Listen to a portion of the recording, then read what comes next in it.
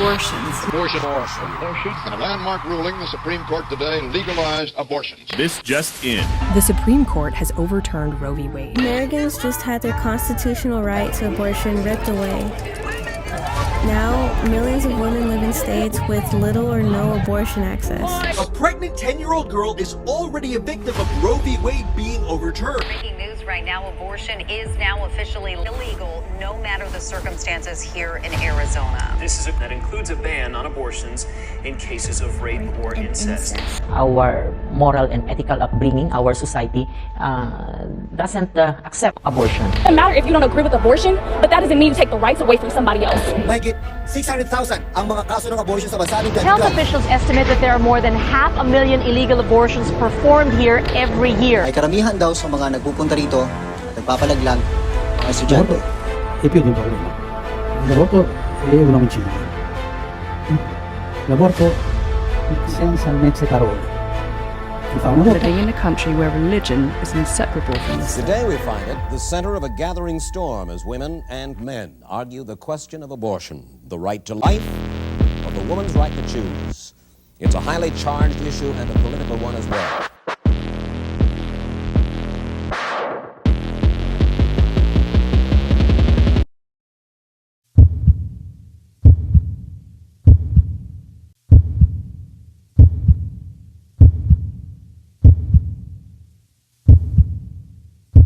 Let's start from the beginning. Abortion is a medical procedure of the termination of a pregnancy after being accompanied by, resulting in, or closely followed by the death of an embryo or fetus. Induced abortion has become one of the most controversial and debatable moral issues in our time, mainly because both sides fail to acknowledge the argument of the other. Pro-choice activists argue that the conception or even the early stages of pregnancy, there is already life. Thus, when an abortion happens, you're killing a living person, which is morally wrong.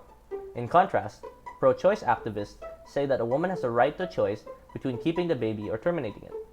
Some argue that it is morally permissible as it is only an embryo or fetus in the first stages of pregnancy. Thus, it is not alive yet. According to the World Health Organization, 3 of every 10 pregnancies end in induced abortion. Nearly half of the abortions are unsafe, and almost all these unsafe abortions take place in developing countries, which includes the Philippines. The entanglement of law, freedom, and rights of women, the rights of a fetus, and the question of good in this moral dilemma is ever so present.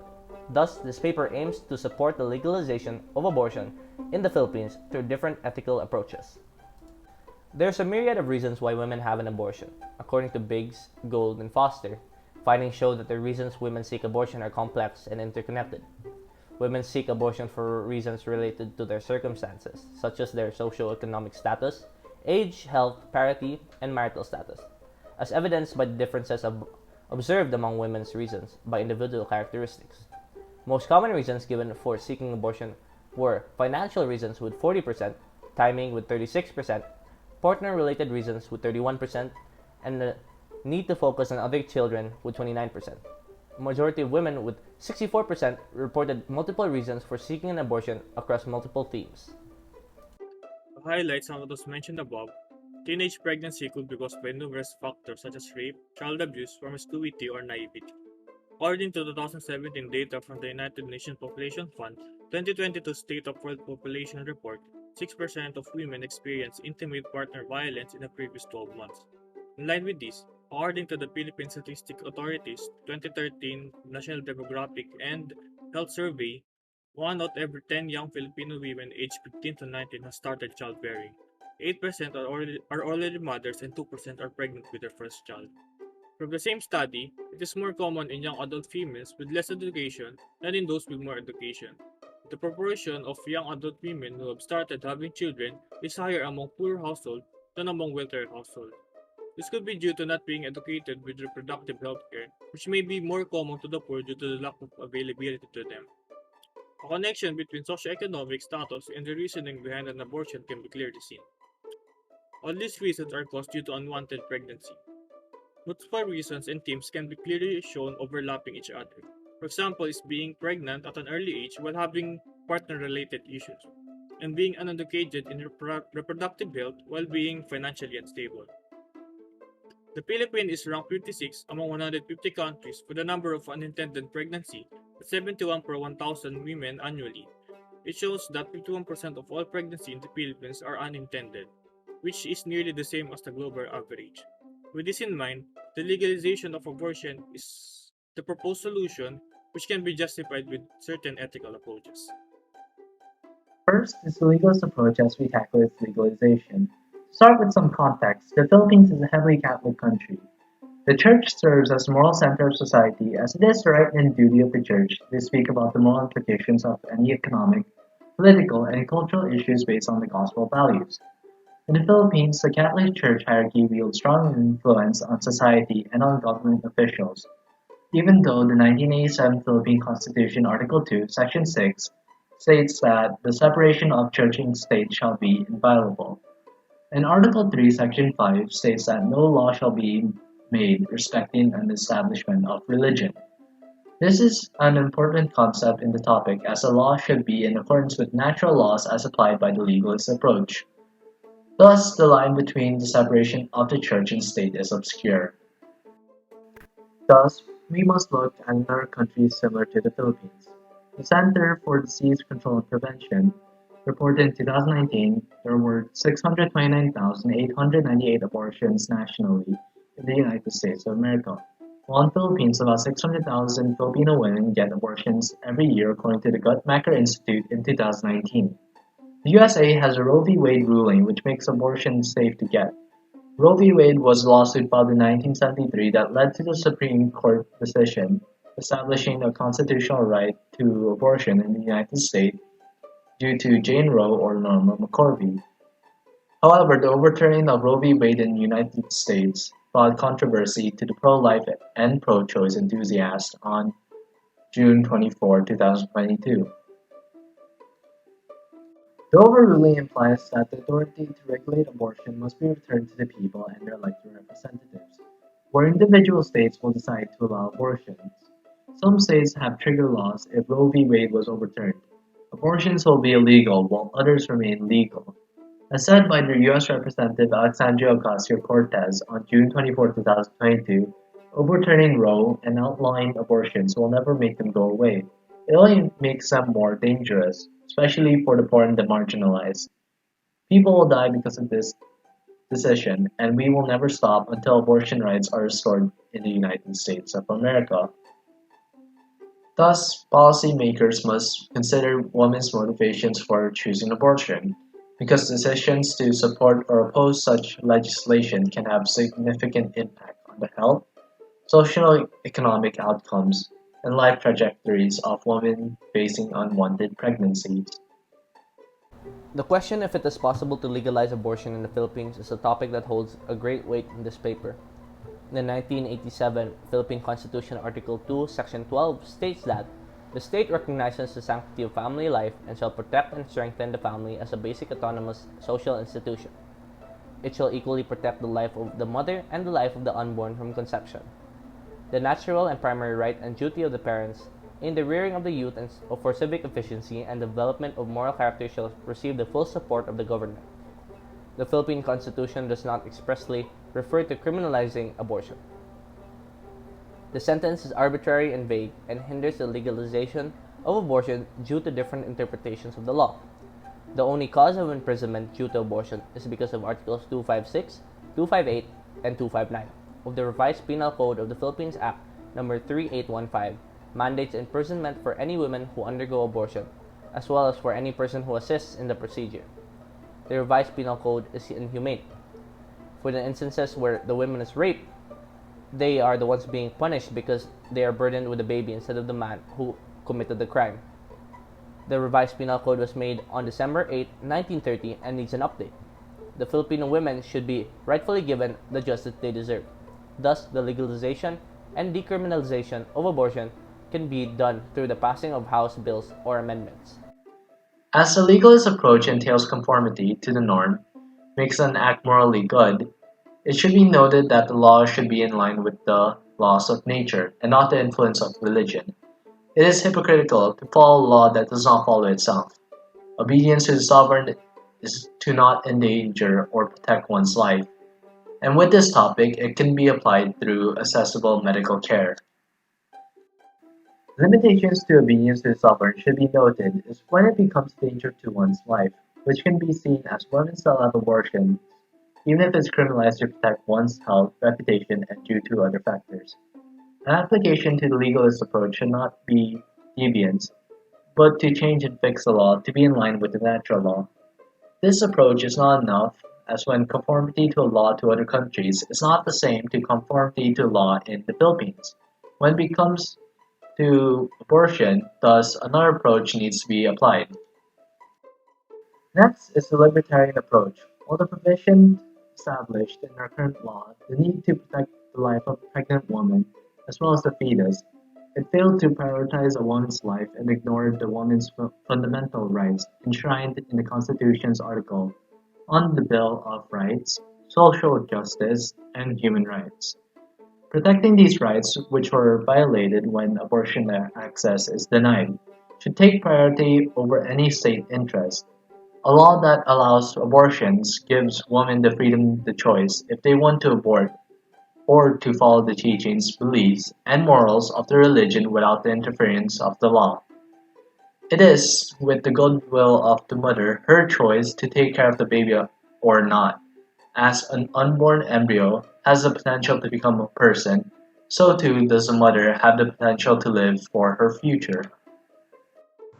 Another is the consequentialism approach. Consequentialism is an ethical theory that judges through its consequences.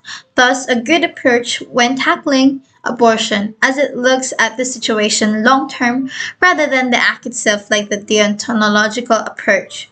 Situations such as the standard of living should be considered. The family of or mother may struggle financially, and some partners do not give child support. If the mother is unwilling to raise the child, several circumstances would disadvantage the child. This include the child's high risk of developing a disability or genetic condition, an unstable or hostile home environment, and the financial capability of the parents. If they have enough money to provide the daily necessities that each child has the right to, thus maximizing the quality of life rather than the quantity of life is more beneficial. In a social scale, some countries when abortion is illegal, like the Philippines, use different kinds of herbs and other odd concoctions from the albularyo or witch doctor. This is the practice that is unsafe. Abortions that are unsafe can result in immediate health risk, including death, as well as long-term complications that affects a woman's physical and mental health and well-being for the rest of their lives. About 1,000 people die each year from abortion complications, which contributes to the nation's high maternal mortality ratio. This shows that legality of abortion does not hinder it, but only hinders the safety of the people involved. That is why it is better to legalize abortion rather than hide it, which could result in the different kinds of complications that can have serious or even long-term damaging effects on the woman's mental and physical health. In the countries where abortion is illegal, women use different methods, both in clinic and through medication. Abortion is safe procedure when performed by a trained medical professional. However, all surgery carries some risk. Some complications of these procedures could lead to hemorrhage, infection, injury to the uterus, or injuries to the cervix. But the chances of this happening with untrained professionals such as an albularyo are higher compared to our medical professional. The consequence of legalizing abortion outweighs its good rather than the harm, in a sense that women are given access to medical care rather than resorting to witch doctors. And lastly, we would take this approach in utilitarianism. In connection with consequentialism, as utilitarianism maximizes the greatest good through the utility to increase happiness. Abortion can be in line with this. While abortion does not equate to happiness, however, depending upon the situation, it could be the greatest happiness of the greatest number for all involved. For example, maximizing one happy woman rather than a mother and child while being financially unstable. Another in when case where life can be in danger, for example, abuse, rape, or no child support. The mother with goodwill would want to raise a baby in an environment that will live a loving and fulfilling life rather than a bad life. For in our conclusion, with this being all said and done, the paper stands by the argument that the fetus becomes viable or has the ability to live outside the womb. Therefore, it is not morally wrong to get an abortion that usually happens between 24 and 28 weeks after conception, having a 2-week margin of error. After the 24th week, a doctor may only terminate the pregnancy for serious medical reasons. For instance, because if the fetus is not viable outside the mother's body, after then, it is the doctor's duty in their code of ethics to prioritize first the safety and health of the mother in case where problem in the pregnancy can occur. In conclusion, with all the data gathered, a law legalized abortion is long overdue. Women should be allowed to have freedom to make their own decisions. It is entirely up to them whether they adhere to their personal beliefs or are pragmatic. What is the point of having a child if you cannot properly care for it, nurture it, meet all their needs, and unconditional love it? Many abortions happen in the Philippines.